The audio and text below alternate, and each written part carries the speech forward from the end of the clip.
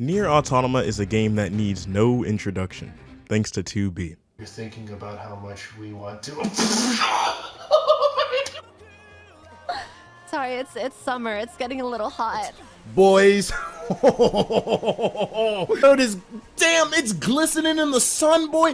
While I realized Nier had a cult following before Automata's release, nothing compares to the success Automata brought to the series. This game is a great example of the effect a good mascot has on a game's success. Do you know how many people think Automata is the first game? Yeah, I'm calling you out, Ruben. There's a lot to appreciate when it comes to the Nier series, even with the confusing, incomprehensible timeline. I watched a video on how Nier Replicant and Automata are connected. I still am not 100% sure how they're connected. Why did Emil clone himself? How does one even get the Black Scroll? And what does the Eiffel Tower have to do with anything? As standalone stories, they are some of the strongest emotional pieces that we have in the gaming genre. Not only because of the writing, but the music in these games is unnaturally well produced. And they want you to know it too. When you boot up either of the games, the music is twice as loud as everything else. Requesting destruction of enemy hostiles via black Bruh, box speak range. up. The story and the depth of the references and themes steeped in philosophy is more profound than any of the games that I've personally played. When it comes to the gameplay though, it's aight. Huh? You said shoot him for 30 more minutes? Alright, I got you. In general, Nier's gameplay isn't super fun and engaging, but I also might be biased because I'm not that fond of hack and slashes. In Nier Replicant, it remains the same tedious monotony all throughout the game, while in Automata they seem to learn from this and insert gameplay breaks, like with the mech sequences and the hacking with 9S that resembles gameplay like Enter the Gungeon. While Automata improves on the gameplay of its predecessor, it's still not enough to remedy the larger problem: difficulty. Playing either game is a walk in the park if you're an experienced gamer. Look at the sheer amount of damage you do to bosses. I haven't done a single side quest in this playthrough, so no extra XP or levels, and my weapons are at the base damage values. You mow enemies down like it's nothing. I can't even begin to imagine what this game is like on easy. But this isn't a bad thing. This only increases the accessibility of the game and allows someone who might not be very interested in difficult things to enjoy the story and have a good experience. I can always just put the difficulty on hard.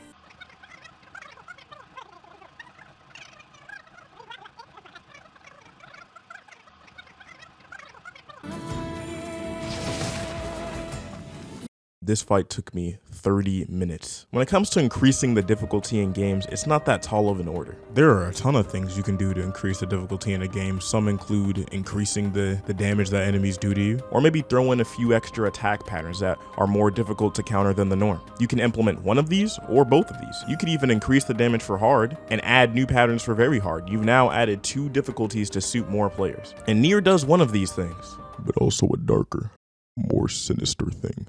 Increasing the amount of health that an enemy has does not make a game more difficult. All this does is make the game tedious and infuriating. Future synergy here, but still past synergy, but more recent than the one you've been listening to. Anyway, as I've been editing this video, I've been slacking off by playing Automata for a second time, and now that I've acquired a fresh new assessment of the game, I'd like to add that I was capped. What I'm about to complain about isn't an issue in Automata at all. Also, Automata is even easier than I remember. Hard starts to feel a whole lot like normal after a certain amount of time, but that's fine because they're still very hard, and while it might sound insane, very hard is actually pretty lit. On very hard, every single attack will one-shot you. When you can dodge attacks like this, it only makes sense that there's a one-shot mode. How can you possibly get hit?